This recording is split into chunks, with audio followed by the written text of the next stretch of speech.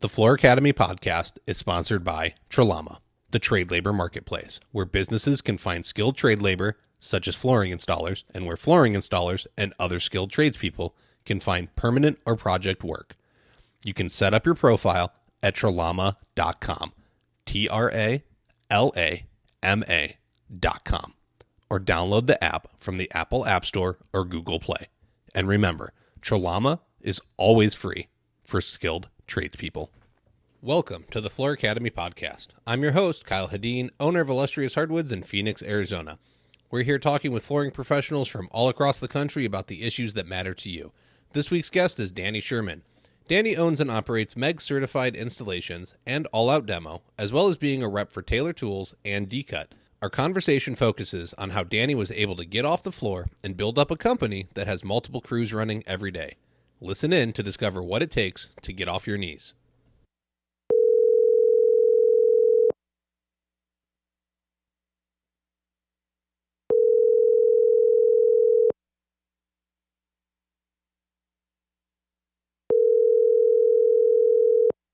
Danny Sherman, are you on the line? Yes, sir. Awesome. How are you? I'm good. Welcome to the Floor Academy podcast. Thank you for joining us. My pleasure. You are a man of many talents at this current time, but if I am not mistaken, you probably started off on the floor by yourself like the rest of us. I absolutely did. I worked for another company before I started mine and realized that he's making a lot more than me and I'm doing all the work. I think that's the realization a lot of us had. Absolutely. All right. Absolutely. So let's get the skinny on it. You know, go ahead, introduce yourself, who you are, what you do, how you started, and where you're going. Okay. Well, I'm Danny Sherman. I own Megs certified flooring and also All Out Demo. I also represent two companies, Taylor Tools and D-Cut. I'm the Eastern rep for them. I started my company after working for another gentleman for a few years and realized that I should be working for myself. And that's what I did. I started my company in '96, and I knew carpet and a little bit about wood. But my father always told me it's not always what I know, but who I know. Mm-hmm. And I knew a lot of installers and spoke to some of them and said, hey, if I got work, would you work with me and help me? And that was over 20 years ago. So it worked out for me. We do everything from carpet, wood, ceramic, vinyl. If it goes on the floor, we do it. Also demolition and sand and stain, etc. Okay. But,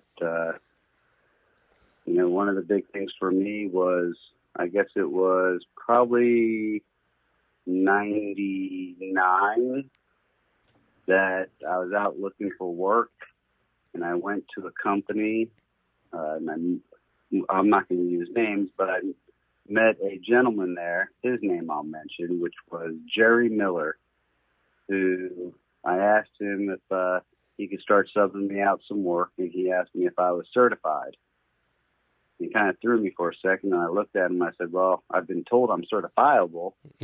And we hit it off right then and there, and he had me meet him 3-4 days later in Dalton, Georgia. And I went to a CFI meeting and met people that just were incredible. I mean, Mm-hmm. from adhesive reps to carpet reps, hard surface reps, just people from all over the industry that were out of Dalton. And I was hooked. And next thing you know, I was getting certified. Okay. But, I was one of those guys that certified. Come on, man, I've been doing this long enough. I don't need to get certified. Mm-hmm. But I was shown the light. Well, So let's look at it from this perspective, because that's the opinion of a lot of guys. So you're out there, you're running your own company, and you walked into this room where there was a bunch of other guys that probably ran their own companies or were higher up in companies if they were like a salesperson or rep or something like that. So with that kind of knowledge in the room, was that the appeal? Was it the appeal of the certification? Because now you can say somebody qualified me to do this. Like, what made you say like, oh, wait, okay, now I get it? Well, I'll tell you, let's back up a second, because one thing that I have learned through the years, and I probably learned it the hard way, is just because you're certified does not make you better than everybody else. 100%. The thing that I got out of certification was, I don't know everything. And the people that taught me, they knew how to get the job done. But was I really doing it the proper way? Mm-hmm. Did I have the tools to make my job easier? And that was part of the class. It was not just, hey, here's how you do a scene. Hey, here's a couple different ways to do a scene. Whichever way works out for you to make it the end result, the proper installation, so that Mr. Homeowner will get a warranty when your job when you're completed, because manufacturers say there's no warranty until it's properly installed. Mm-hmm. And there could be 100 different ways to properly install it to get to that end, that final picture that you want. But if you're not getting that end result, and it's not, that seam is not 100% seam sealed, or your tape's not melted properly, there's no warranty. And the manufacturer's going to turn around and say, sorry, it's your installer. And then who's responsible? I am. So, by going to these certifications, I work with somebody different. Like if it's a hard surface and me and the guy I work with went to the hard surface, they separate you. Instead of working with the same guys that you work with every day in and out, and you learn the same tools of the trade from that guy, Mm-hmm. well, now you work with somebody different, you're going to learn tricks that they have, and vice versa. So it's not just the training, it's the knowledge, it's the different tricks, it's the new tools. And, if I run into a problem on the job, there are not only CFI and NFIC, and it doesn't matter what certification, just get certified, get trained, learn all the products. But if I have a problem on a job, I can call somebody. If it's an Armstrong product, I'll call Armstrong or a trainer or a certifier and say, hey, this is my situation. And they're going to walk you through it and tell you what the problem is. And if there's somebody nearby, normally somebody can come help you. It's the people that you meet. It's the brotherhood that you're getting, the knowledge you're getting. And now all of a sudden, instead of just my knowledge, I've got knowledge from all these people that are going to help me out. Yes. So that for me was very big. I agree. It wasn't about the sheet of paper saying, I know how to do something. Somebody signed off on it. That's nice. It makes you feel good. It looks pretty on the wall. But the friendships I gained, the camaraderie while you're there, like there's so much going on that's not talked about. And that's what makes the difference. All right. So you said that you couldn't do every surface, but you were getting installs for things that you couldn't do. So how did you actually grow the flooring side of the business? Because I know the demo company wasn't always there. So it started with Megs Custom Installations. So when I first started, like I said, I pretty much only did carpet, hardwood at that time, or laminate at that time. Sheet vinyl was big back in those days. We were doing the Interflexes and different products like that. But as time grew and I started doing more work with designers and builders, they wanted me to be more of a turnkey operation. So with that, I reached out to friends that I knew. Hey, do you guys know somebody in my area that you would trust to do ceramic? Yes, okay. I sit down with them. I talk to them. I go look at their jobs. I get, call some of the people that they've done work for. And then I started going on jobs with them. So that way, I might not be the ceramic installer, but by watching what they're doing, learning why, what, how, or why do I need this as opposed to that, that's how I learned the industry. Mm-hmm. Then going back to certification, and just to throw this in here, so when I became certified in carpet, R1, C1, I was addicted, started going to all the classes. Now it's like I'm R2, C2, hardwood laminate. I'm also a trainer now. I'm an inspector now. So every class I went to, whether I knew it or didn't, I got involved. And if there was a class in my area that I wasn't able to take, I just didn't listen on the class just for whatever reason, because sometimes the classes are full. You can only get so many guys in it. Mm-hmm. And I just wanted the knowledge. If I'm going to go to your house and you want a specific product or a specific installation, let's call it sand and stain, I need to know when I go to your house why I'm getting you this product, why it needs this stain as opposed to, whatever it is. You need to be able to explain it to the customer, whether you're doing the actual work or not. They want to know. They want to know what they're getting paid for. So, you just got to know a little bit of everything.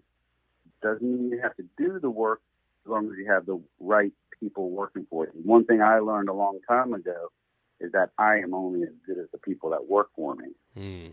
And if you see my sites where I put pictures on and somebody will say, hey, Danny, great job. And I'll turn around and I'll say, hey, I'm only as good as my guys. Yeah. Because they're out there in the field today. I'm not. The only stuff I do out there today is demo when I'm riding the Bronco machines or tearing up some floors. I'm not laying floors anymore and don't plan on it. Can't blame you. It's fun, but boy, it'll break you down. So yeah, I don't mind going out and doing like a hardwood or an LVT, with the guys. I'll get out there and get dirty a little bit, but that's what I got them for. I'm going and selling the jobs and keeping them busy and making customers happy, and that's my job today. Mm-hmm. Well, how do we grow it to that? So, like, I'm a guy that's by himself on the floor, and there's a bunch of people like me. I had a helper apprentice, and he's now quit, and I'm slow, so I'm not going to bring on somebody until I get busier again.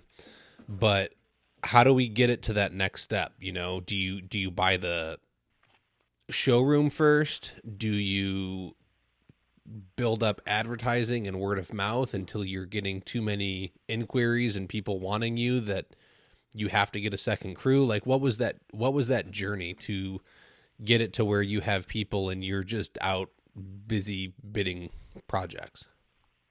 Well, I think unless you're at the point of doing a showroom, etc., overhead is the installer's biggest killer. When I started out, I actually went to a local supply shop and said, hey, I'm selling out of my house. I'm running one or two crews. I need a place that my customers can ship material and that my guys can meet me in the morning. And that's what I did. They worked out a deal with me where they were charging me by the roll or by the pallet. And it was a flat price, It came in, it would go out. My guys would meet me there. So when I started, I would say for the first 3 years that I did not have overhead. So I was able to put money to the side, if you will. Mm-hmm. And during that time, I was out meeting customers, meeting designers. I never have done any advertisement. All my advertisement has been word of mouth. If somebody wants to find out about an installer, They go on cfiinstallers.com, they put in their zip code, and then new installers pop up. Everybody that worked for me at that point, to work for me, you had to go through a CFI or similar class. Okay. So it was very important for me, not the certification, but the training. The training was important to me.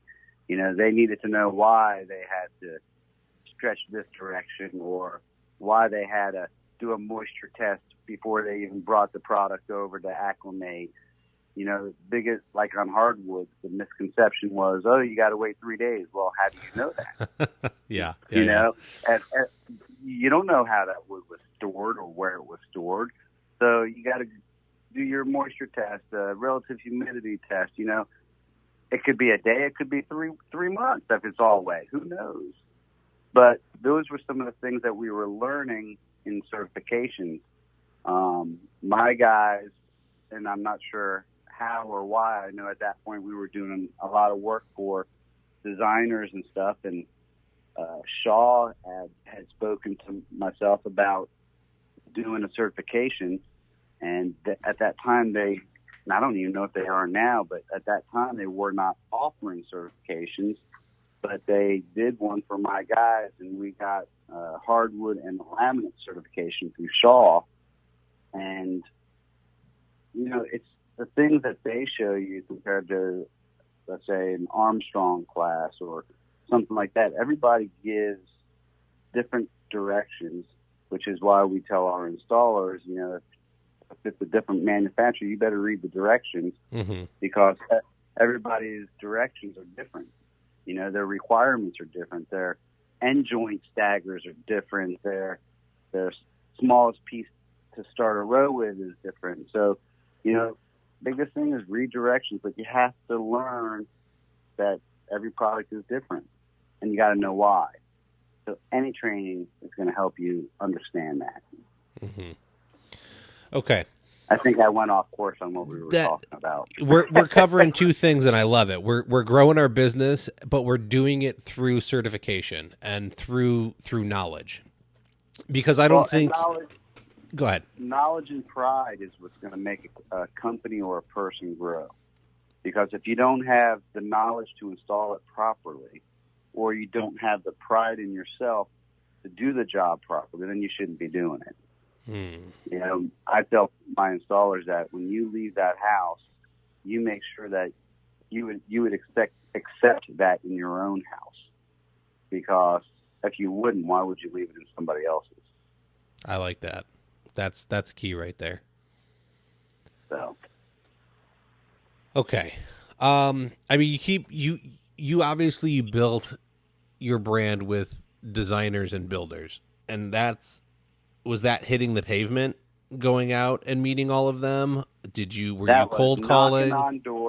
That was knocking on doors, driving hours in a week, just looking for new subdivisions, something that's going on. Anything if there was a builder doing a renovation, I'd stop by and give them my card. I mean, even today, 20 odd years later, yesterday I was out doing a measurement, and the house next door was getting renovated, and the builder was out there. I walked over and gave him my card. You know, you can never get enough, if you know what I'm saying. And then, you know, the more your name is out there, it's going to get recognized. It's going to get remembered.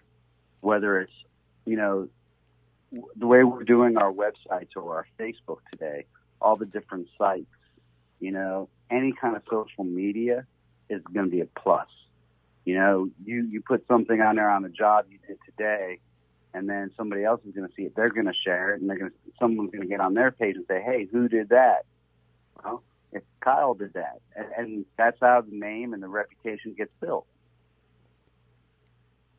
Definitely. So I mean, obviously, you didn't do it by sitting on your butt. You weren't. This didn't happen overnight. It wasn't through sheer luck. There were sacrifices made. There were hours and hours spent. But it seems like in the early days, you probably weren't on a floor 5 days a week or 6 days a week. And so if there was a day you weren't on the floor, you were hitting the pavement to go and find new clients. They're not going to line up and knock on your door. You need to go out. You need to hustle. You need to put the mileage out there, the gas, knock on doors, hit construction sites, go speak to renovators, go to supply houses. You know, sometimes when I was really busy, and not today, of course, because today is a different time, but when it got to a point where I needed more installers, I would go around to the local distributor and put a flyer out and, you know, have an installer call me. They'd come, they'd sit down with me, and I'd say, hey, you know, what do you do? How long you been doing it? Are you trained? If they were carpet, I brought them in the back. I had a room in the back where I'd cut up a piece of carpet, make them put it together. Mm-hmm. If they didn't seam seal it, I said, thank you very much. Have a good day, or go get certified. So, you know, it's you got to put the work in. It's not just going to happen. It's not going to just appear overnight. You need to go out, you need to hustle, knock on doors, make sure the installers are doing their jobs properly, document everything. Every job you do, take pictures, put them out there on social media. Do anything you can, but you got to get out there and do it. Yeah. You don't know what's going to happen. So you said you started in 96, correct? I started my company in 96, yeah. Correct. Okay. So that gave you a pretty good length of time. I mean, there was the .com bubble that kind of happened and like economy burst around that time. However, I don't want to say just because you're East Coast, it probably wasn't as bad, but I have a feeling that higher tech areas probably felt that a little worse. So you went through that. You went through 2008, 2009, maybe early 2010, but you had some time to build up to that. And now you're going through the COVID-19 pandemic. So kind of take us through, like, what have you done to kind of like build yourself and weather these storms? Like, what was it, 2008, 2009 was probably horrendous, especially if a lot of your work is builders and designers. So 2008, 2009, a lot of my friends in the industry went out. I probably should have.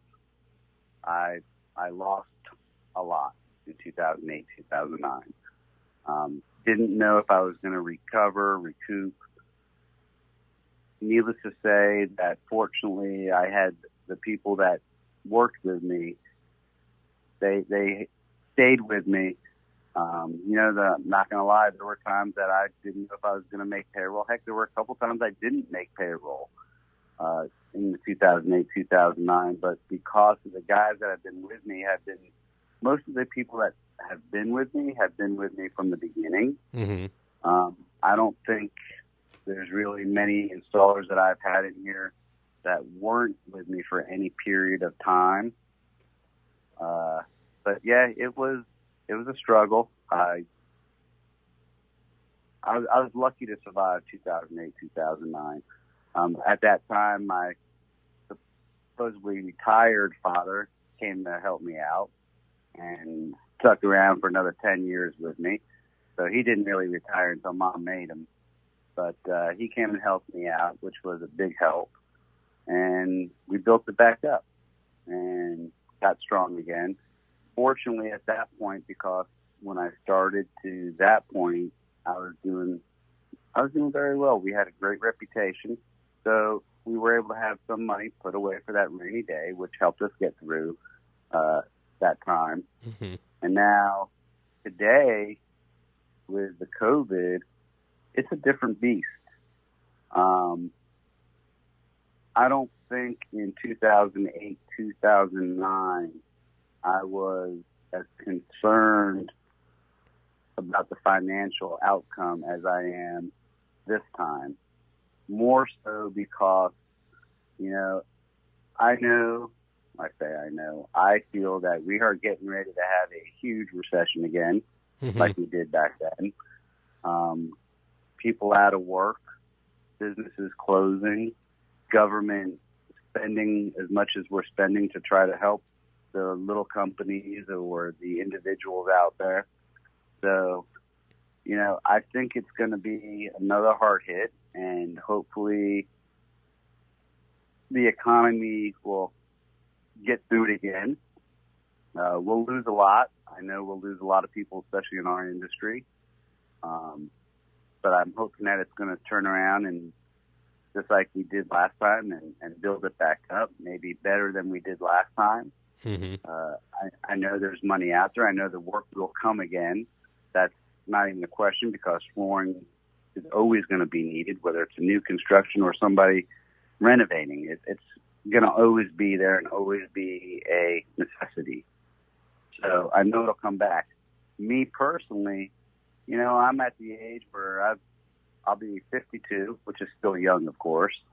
But I've built my 2 companies, and now I'm repping. I'm almost at the point where I'm either thinking about letting somebody take over the company and run it for me, or even closing it down and just do my demolition and my repping for Taylor Tools and Deep Cut. I'm ready to start traveling more and seeing the world. Not sure if that's what I'm going to do, but it's in my head. I'm not going to lie. I don't know if I want to deal with a recession again. And fortunately, I might not have to. If I do, it'll be fine, and we'll get through it just like we did last time. You're only as good as the people that work for you. And if you have good people working with you and you believe that you are capable of handling it and doing it, then you'll be fine. You'll succeed. It might be rough. Mm-hmm. It might be tough. But you give what you get. It doesn't come free. So you keep giving and you'll learn it. You'll get it. I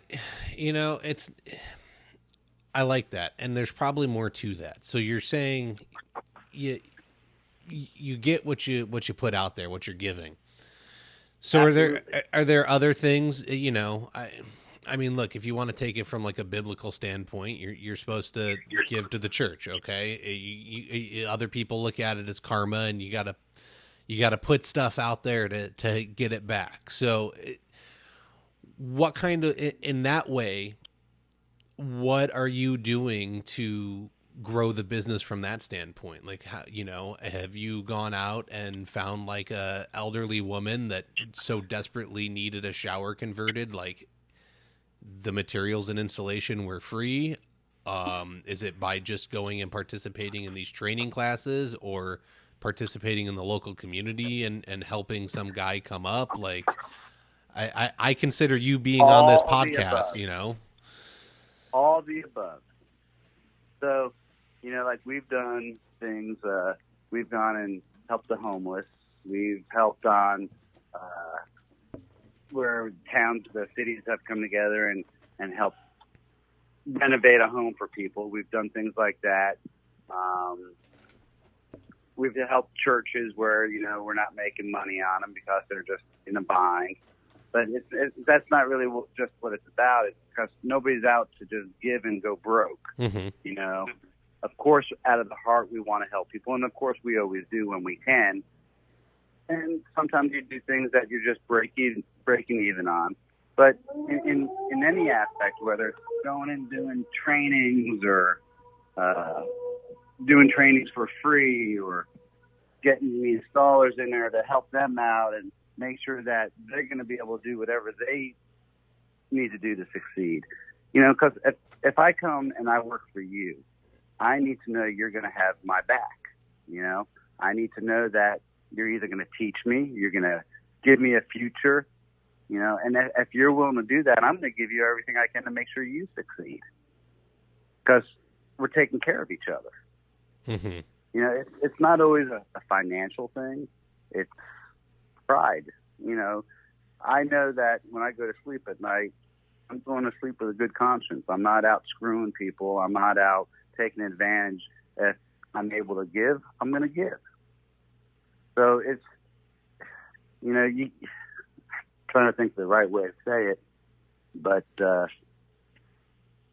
too many people out there that are just out for themselves and don't care who they hurt, don't care who they gouge, because they're all about the mighty dollar. The mighty dollar is fabulous, and it's well needed, but it's not the answer. Yes. The way I present it to my clients a lot when I'm out bidding jobs, well, my prospective clients, is that, look, I'd love to walk out of here with a deposit today, but I'm not worried about securing your job. If I don't do right by you, I'm not going to be able to secure a job in 20 years. And so it's more important for me to make sure that I have all my ducks in a row so I can get that deposit in 20 years rather than today. Well, and absolutely. And that's just like that. I'll say something to a customer. You know, first of all, I'm not the cheapest. I'm not the most expensive. You know, I'm fairly priced. But my goal today is to get the job so that you're going to refer me to your neighbor tomorrow or your family the next day. Mm-hmm. I'm not here for one job and one job only. I'd rather get a lot of work out of that person. So if, you know, I'm competing with 10 people, I'm not earned. You're hiring me for my knowledge and for me to do the job properly. You know, do I want to charge more? Of course I want to charge more. But I got to be realistic also, you know, and depending what city you're in or state you're in, it's different. You know, Georgia, I'm in the carpet capital of the world where every Tom, Dick, and Harry is a flooring installer. And everybody in 08 and 09, when they lost their jobs, all of a sudden they were flooring installers. Mm-hmm. And in Georgia, that's huge. So my problem in Georgia is, and it's probably everywhere, is we're still fighting the prices that we were fighting in 97 and 98. We're still fighting for those nickels. And it's just, unfortunately, it's very sad that we still have to deal with that because our industry, we got some great installers in our industry, you know, and for us to still be charging the prices that we were charging 20 years ago because that's what the builders want to pay. It's silly. It's silly. It is. I mean, we're out there destroying our bodies essentially. Like you Absolutely. really, you truly are selling your body to make a living, and it's ridiculous. You know, like I get that. I love our buddy Ken Ballandil to death. He's great. Gotta love Ken. But when he's out there spouting $3 a square foot for vinyl because he's on an island that's second and third vacation homes. Yeah. Look, you have a very niche market. You understand your market. You've built a name. And, you know, I love that he says, if you want these hands, you're going to pay for them. It's his way or the highway. Right. It's awesome. Well, and you also got to remember in his situation, he is his own installer. He's his own boss. He's doing the whole thing. Correct. So now you got somebody like myself who, I have a 5,000 square foot warehouse, an office, and I've got 20 crews working, and they all got to work every day. I got to make sure they get an honest pay. Mm-hmm. I'm not going to keep them out of money. I still got to pay for the overhead. So it's a different world from somebody like myself or somebody like Ken. And it's great. He's doing a fabulous job. But he's also in that different area that he can. Yes, there's... You know, correct. You know, we do military bases and things like that, or hotels, and we'll travel from Florida to Nebraska to do these jobs. And sometimes it's not just because of the dollar. It's because they want people that are going to do the job right the first time. So it's just, I don't know, it's all over the board.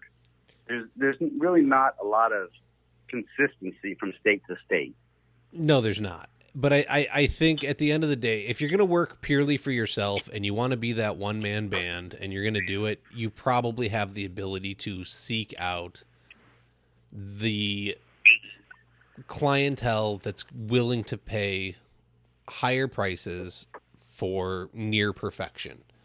Whereas, like in your boat, if you're running 20 crews, you got to keep them all busy. The clientele pool for near perfection can't necessarily keep 20 crews busy. So Correct. you've got to kind of play with the prices, it seems like, and come to this happy medium of, well, my guys are getting paid well, they're eating, and the company makes a little bit from each crew, and that all adds up to, hey, look, I still have this decent living that I'm making if I was to be the only guy installing and I had all that high-end clientele. Correct. You know, and at the same time, even though I have all these people, doesn't mean that I'm going to come down a quarter just because everybody else in the industry in Georgia is. Mm-hmm. You can't. And that's the problem. We need to set our pricing, and I don't want to say set the price, and we need to know what we're worth, what our value is. You know, you got guys that are going out for $125, $150 minimums. Well, let's be honest. What does it cost you every day to start your car, the insurance on your car, your workman's comp, you know, your saws, your blades, your whatever? There's an expense that you have to pay and cover on that daily note. So to go out for $125, we're doing something wrong. Yes. we're doing something wrong. You can't do that. And if half the people in your area are doing that, they're setting that so that everybody's expecting the rest of us to do that, and you can't. You can't. No, they're looking at what they're going to get for the day instead of what it's costing them per day. They need to make money on top of that, and if they're not, they're killing the industry. You know, that's one of the biggest things that ever gets preached is you have to know your numbers. If you don't know what it costs you to run your business for a day, you're doing everyone a disservice, and it's the biggest disservice to yourself. Because, okay, let's throw it down. I've got $150 minimum. I'm going to work 6 days a week. That means I'm going to make $900 a week. So times 4.2 is 9 times 4 is 36. So you're like $3,800 a month. That it seems like decent money, especially if I'm going to do it cash under the table as a shady business guy. Now I'm not paying taxes. I'm making $4,000 a month, so I got $48,000 a year. That's not horrendous. Like, there's definitely some areas of the country where that would be a really good living to, you know, average household income. Correct. But what are you going to have at the end of the year left over for yourself? Nothing. You're correct. You're going to still be chasing that damn dollar. Yep. Paycheck to paycheck. Yes. And that's, you're running your own company. You're on your own. You need to, if you're not building up a capital savings, in my opinion, you're doing it wrong. Absolutely. So you're right. Like, if you don't know the cost, then you don't know if you can take that quarter off or not. Maybe you can on that one job because there's enough wiggle room in it that you could, because it's a huge project. But if it's a smaller project and you say you have a $450 minimum and they come back and say, well, you know, Chuck in a truck will do it for $300. Look, here's what you get with me. This is why it's $450. If Chuck wants the job, let him have the job. I'm going to charge you $450 to come and fix it, plus the cost of demo. So now you're looking at double, and that's going to be that. Well, it's like one of the things that I'll tell the customer, and don't misunderstand this, but at least in my area where I'm located, and you know how I feel about being certified or trained. One thing that I do tell a customer when it's all said and done, after I said to them, you know, I'm not the most expensive and I'm not the least expensive, the next thing I say to them is, do me a favor. If you do not use me or my company, find somebody who is certified, whether it's through the manufacturer, through CFI, CTF, anybody.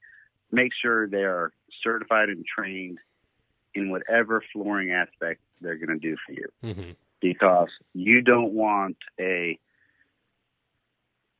Volkswagen mechanic working on your Maserati. You know, yes. You want to know that whoever's working on that engine is familiar with that engine and knows how take the spark plugs or glow plugs or whatever that particular vehicle has. Same with the flooring. If I'm installing wood and it's 5-inch, you got guys that are just go out there and smack down some 5-inch. Well, for me, I'm going to glue and nail. I'm going to do whatever I got to do it right, because that's how we were trained. That's what the manufacturer wants. And same concept with a car, and that's what these people have to understand. So I tell them, go with a trained installer, a certified installer, and not somebody who got an R1C1 10 years ago and never been back to a class. You got to do your homework, just like you would when you're buying a house or a car or anything else. People do their homework. You got to do the same thing on your floors. You would think, yeah, it's a big purchase, and yet they don't. They don't research their cabinets. They don't, you research when you buy the house or the car, but the minute you do an upgrade to it, not a lot of people do the research. I'm just going to slap that in and throw it down. But that's our job as the salesperson going out there to teach them that. My joke is, okay, get ready. This is carpet class 101 or wood 101. You make a joke out of it, and you're building up a relationship with the people, and they're going to trust you. Yes. Listen, go on this website, CFI, go on Shaw, go on Armstrong. You're going to see my name on there for a reason. If you're talking to somebody else and his name's not on any of those, you might want to think twice. Are they going to be around when you have a repair in 6 years, or you want to add something or change something? If there's a problem, I'm not going anywhere. Yeah. And you want to make sure whoever your installer is the same way. Correct. There's a lot of taillight warranties out there, and that's the biggest scary part for any client going into it is, how do I know you're going to be here? At least, that's something I'm always trying to sell when I'm out there, is that, hey, look, I'm the one bidding it. I'm the one who's going to install it currently. And when you call my phone, if there's a problem, however, that's not like my MO, I'm going to be the one to come back out and fix it, but my goal is that I do it right the first time, and Absolutely. You tell your neighbors how fantastic it is. And how clean I left it, and everything that I did for you, because that's how you're going to get more business. You go and do a carpet job and you don't vacuum when you leave, the customer's going to get pissed. They got all these little yarns and naps all over the place. Then they go and vacuum, and they sucked up so much stuff, they ruined their vacuum. And all of a sudden, after they vacuum, they see the seam is all messed up. Well, that's why an installer that does carpet needs to vacuum the job and clean up, and that way he could see what the finished product looks like. There's a lot to it. So what are the other little tricks and stuff? You're leaving job sites clean. You're giving a finished look when you're out the door. What other kinds of what are the little details that Danny Sherman has his guys add? Well, number one for me and for my guys, one thing that is important to me is you don't go in there looking like a bum, smelling like alcohol from yesterday. You got to go in there. You look good. You knock on the door. You speak. First, you call the customer, let them know you're going to be there, in 30 minutes, so they expect you, and you're just not knocking on the door. You introduce yourself. You explain to them what you're going to do. A lot of the installers, especially my guys, for instance, they don't go out and do the measurements and check the jobs. That's what I do. And so when they get to the job, they need to remeasure, confirm my measurements are correct before they tear up anything. They walk around, they look in the walls. Okay, hey, take a picture of this. There's a big dent in the wall. This homeowner, here you go. I just want to show you this before we start. That way you don't blame us for it. And if you do something, don't hide it. If you accidentally knock over a lamp or you accidentally put a little hole in the wall, don't cover it. Go to Miss Smith and say, Miss Smith, I apologize, but I need to let you know what I did. But she's going to appreciate that you were honest about it instead of trying to hide something. And we did a job, it must have been 12 years ago. Tom Glavine, who's a baseball player for the Braves, I'm sure you've heard the name. We did a job for them, and one of my installers, huge job, high-end product, and my guy knocked over a light, and he went up to the wife and told her what happened. And she actually looked at my installer, who was freaking out because he knew it was an expensive light. She looked at him and thanked him, because now she had a reason to go to her husband and say, I need a new light. Didn't charge us back. You know, she was happy that we were honest and didn't try to hide something. Mm-hmm. And that's important. You know, and somebody like me, again, running a lot of guys, another story that I remember years ago, so a customer called us up and said that one of my installers or the helper stole a wedding ring. And I knew the guys that were out there had been with me probably 7-8 years at this time. And I said, if you think my guys stole it, I need you to call the police. They said, you don't want to handle it? I said, no, if you think they stole something, call the police.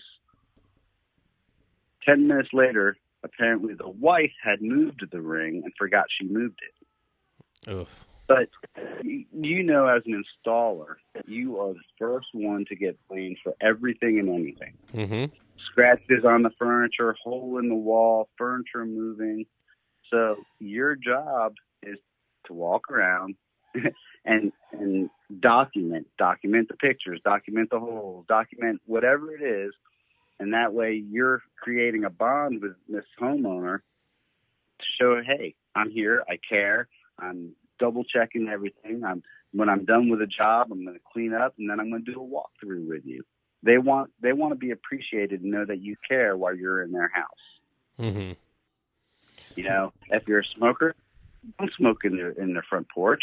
Go out to your car and smoke. Don't leave cigarette butts. There's so many things that other guys are going to do that are going to make you look better if you do the right thing. Yes. And people will remember that. Well, now you brought up that's something that I think a lot of guys worry about when they're running multiple crews and they're not there to, it's not them and maybe one or two other guys. So you brought up that your guy was accused of stealing the wedding ring, and that's, yep. How do you vet these employees and trust them? One, you're trusting them to go and put your name on a job, on a project, but you're also trusting them that they are going to treat that client as well as you would, and they're going to respect their home. So what goes into all of that? That is correct. A lot.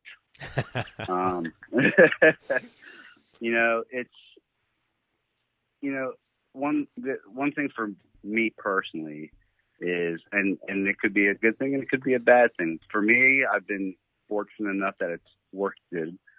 I believe in people until you give me a reason not to. I won't dislike somebody because somebody else told me to dislike them. I need a reason to trust you. I need a reason to dislike you. So the personalities, if we clash, then it's not going to work out. If we have the right, thoughts on how to do things and expectations of what we want, then that's a start. I'll never send, if you came in and said, hey, I'm a carpet installer, here's my application, I'm not sending you out on a job tomorrow. You got to go work with one of my other crews, and whoever crew I put you with, they're going to say, okay, you're in charge of seams today. And then they're going to double check, and then I'm going to go back and double check. So you got to make sure that the quality of work is what they say it is. And once I see that you do have these hand skills or the knowledge behind it, if you're not trained, I'm going to pay for you to get trained because it's worth it for me. So whether I'm sending you to a class or having a class on at my location, your next step is going to be trained properly to get certified in whichever, whether it's wood, carpet, etc. And then from there, we hopefully made the right decisions to put you that far into it. And, again, like I always say, I'm only as good as my guys, which means I got to have confidence and trust in my guys. Mm-hmm. And if I don't, then you're not going to be a leader, number one, and lucky if you're going to work for me. I can't send somebody who may be good or may not be good or somebody I'm not so sure if I trust you into one of my customers' houses, because you are either going to make me look great or you're going to ruin my business. And I can't have you ruining my business. I worked too hard for it. Yes. So is there anything outside of work hours? Are you doing like barbecues? Are you, Oh, is yeah. it like a Oh, family yeah. thing? Like what kind of aspect do you have going on there? Anybody that works for me, we do become a family. Many moons ago, my guys used to take the pad when it was worth something after the job, and I let them take the pad and they recycle it and keep the money and do whatever they want with it. Then the recycling fees got so low that they didn't even want to screw with it. So we all got together and decided, hey, let's build up the pad, and whenever it gets full, we'll take it over and we'll sell it. And you're not getting as much as we used to, but we take it and we put it into a little box, and every couple of weeks we'll try to get a barbecue or something. It's been a little while since we've done it with everything going on, but we used to have the barbecues, whether it was meeting somewhere for a barbecue or busting out the barbecue in the back and cooking up burgers, hot dogs, smoking some wings. You got to keep the morale high, and if these guys don't believe in you, you really don't have much. But they know. My guys know. Even my secretary. I say my secretary. She's my office manager now.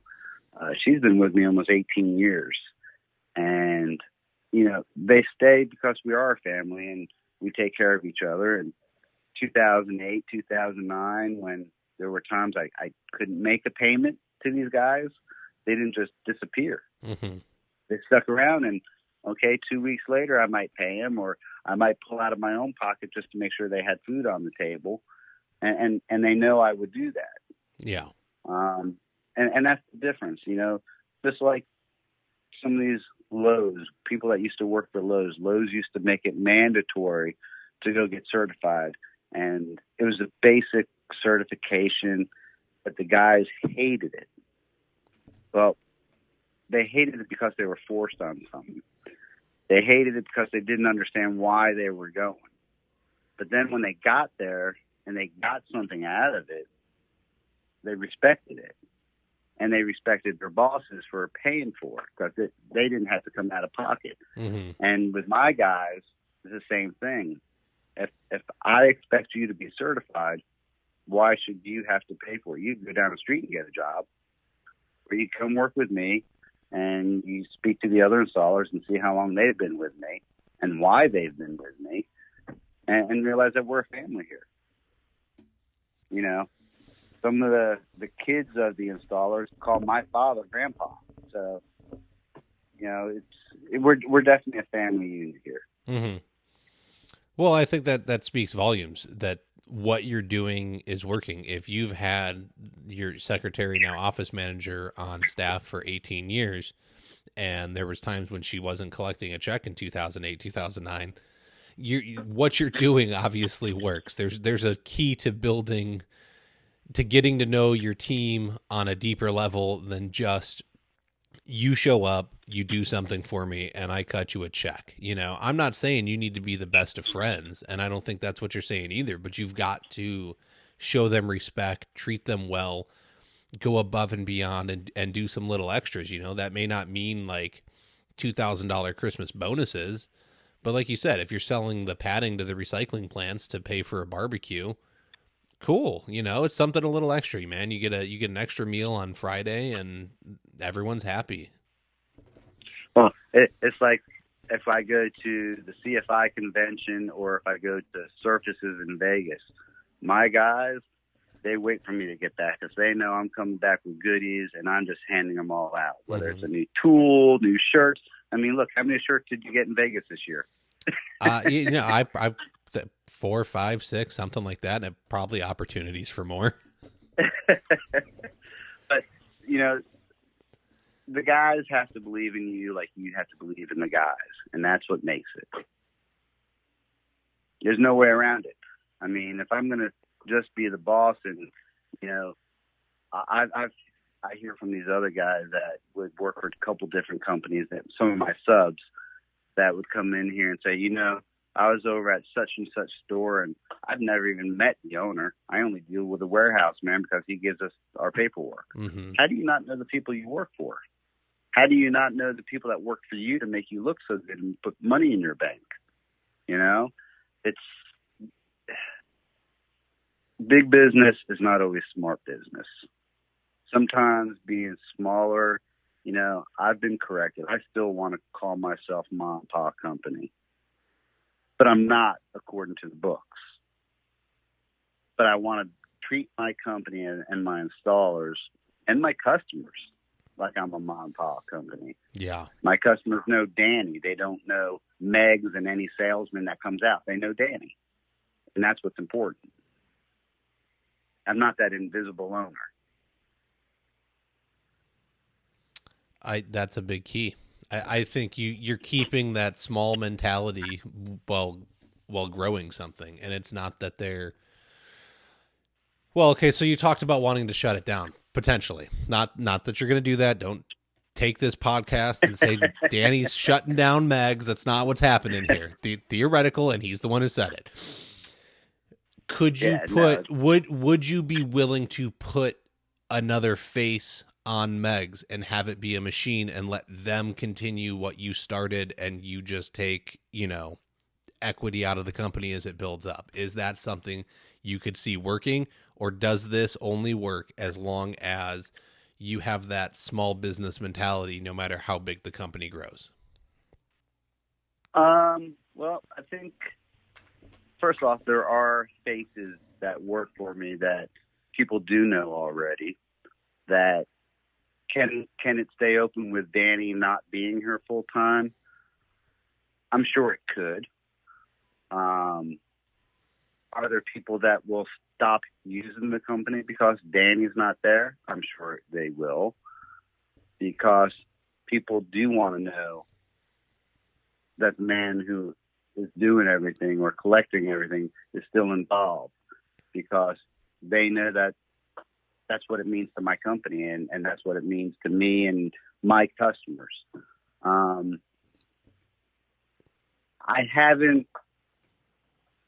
I'm not sure which direction I want to go. It's my fiance and I were talking about it the other day, and, I'm at the age where I could go either direction. Mm-hmm. The business has been very well for us. Like I said, been here since 96. But now I got the other things going with the demo. I've got the Taylor tool and the D-cut going on. And all my kids are all grown up now. My youngest is 20 years old, playing football in college. So it's not like I'm locked down anymore, mm-hmm. besides the company per se. So I guess 52 years, I'll be 52, young. I'm not sure what I want to do at this point. This COVID can take me in either direction, whether it's because it's either going to kill the market or, just hang in there and do what I did in 2008, 2009. And I can go either direction, but I don't know if I want to keep fighting that fight. But the answer to your question, because I jumped around on that one, is yes, the business can survive with or without Danny. Yes, it will take a little bit of a hit because, again, certain people will want Danny there, especially when you get to the commercial jobs or, the government work that we do, who specifically want to see Danny come out and do the measurements and make sure that everything is being bid properly. Mm-hmm. But it can go either way, and I can go either way. But time's going to tell. Okay. So I think, what do we got here? One last question. Why did you start All Out Demo instead of just letting the installation company handle it? Why put a different name on it and a different brand and all of that? For a couple different reasons. One, the demo, I was getting limited to where I can take the demo company when I'm out there selling the jobs, whether it's for my company, doing my own demos. That was easy. That was a no-brainer.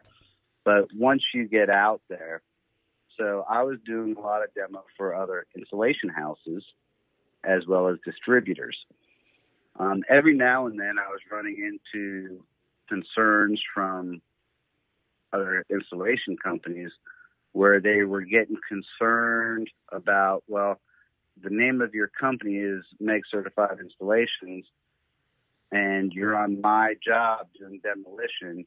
And if somebody comes up and asks you, the name of your company, are you going to give them my company or your company? Mm-hmm. Well, one thing I've always learned is you don't step on toes and you don't burn bridges, because that'll kill you quick. So I never did that, but I guess there's so many other people that do, that some of these installation houses didn't want to utilize us out of that concern. Got it. The other part of it was I was getting calls for other demo besides floors, taking down walls and ceilings and jacuzzi tubs and things like that. So by opening up the other company, All Out Demo, it didn't limit me to the floors. Got it. It was actually opening up other avenues for us. The other reason is with working with Taylor Tools, the owner of the company and the GM and myself got together, and another salesman, Ray, talking about the Broncos and how we're all over, and what would be beneficial to all of us. And so we got together and we started this little group called Rough Riders, and it is strictly for people that own either a battery or propane operated Taylor tool, the Broncos. And we became Rough Riders. And so now with the Rough Riders and now my company, All Out Demo, you can call me from Texas and say, hey man, I know you're in Georgia, but I got 5,000 square feet of wood to take up. And now instead of me having to charge you travel expense and wear and tear in my car, I go on my list of Rough Riders and say, okay, I got Joey in Texas. He's an hour away from you. We're going to set it up that way, and I don't have to beat you up with all these extra charges. Okay. Because I'm going to send you a local guy. Yeah. So, again, doing the commercial work that I do and only having the two Broncos that I have, if I go to a big commercial job and I have to get done quicker than what I would normally do it, again, I got all these other machines out there. Come help me. And vice versa. If they need me, I go help them. Mm-hmm. No, that makes a lot of sense. Yeah. So, and I love the demo. It's a lot easier to break things and tear things out than making sure they're perfectly installed, Yeah. by the manufacturer's guidelines. I've got a buddy here in town that runs a floor demo only company after being an installer for years, and he's got really bad arthritis in his knees, and he swears by it. He says there's better money in demo than installation, and I believe it. No question. Now all he needs is Broncos. Get rid of the competition. Yeah, I don't know that you're going to convince him to get off his Terminator. Oh, well, you tell him anytime he wants to do a side-by-side, I guarantee you my propane will run circles around any machine out there.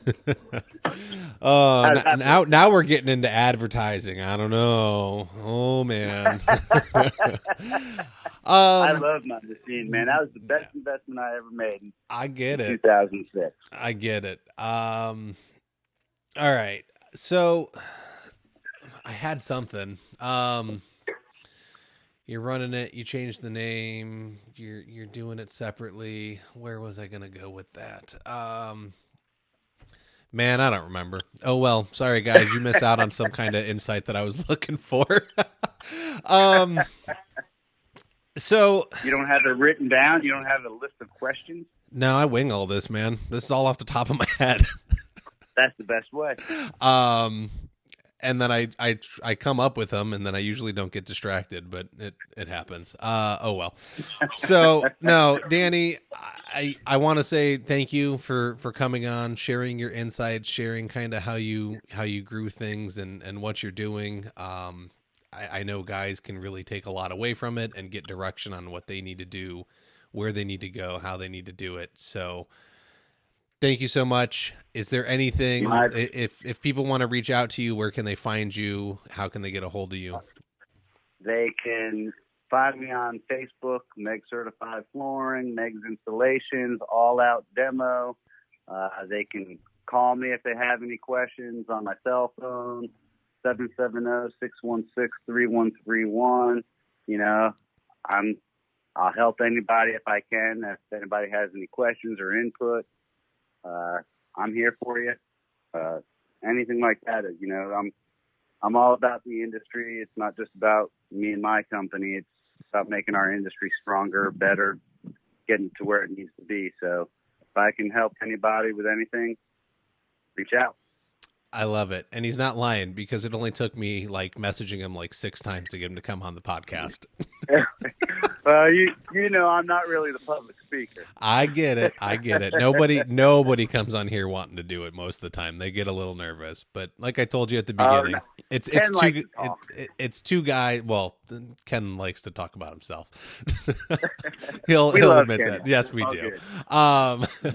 No, but like I told you at the beginning, was this not two guys just chatting about floors for about an hour?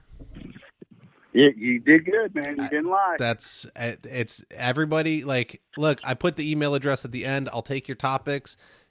It's easy. It's like you talking to the guy at the shop. We're just gonna have fun. So anybody who's listening, when Kyle calls in and says he wants to interview, trust me, it's not a big deal. Oh, that's disgusting. There's a cockroach on my ceiling. I'm sorry. Yeah. So I'm going to wrap up here, and I'm going to go get rid of this cockroach on my ceiling because it's coming towards my head. Danny, thank you so much once again. I appreciate it. And we will have to do it again in the future. Done. I appreciate you, Kyle. Thanks right. for all you're doing. You're welcome. Talk to you later. All right. That's all the time we have for this week. To keep the conversation going, head on over to the Floor Academy Facebook group. Be sure to subscribe so you can hear each and every episode. We can be found on Apple Podcasts, Stitcher, Spotify, iHeartRadio, Google Podcasts, and most major podcast directories. Don't forget to leave a review and let us know what you think about the show.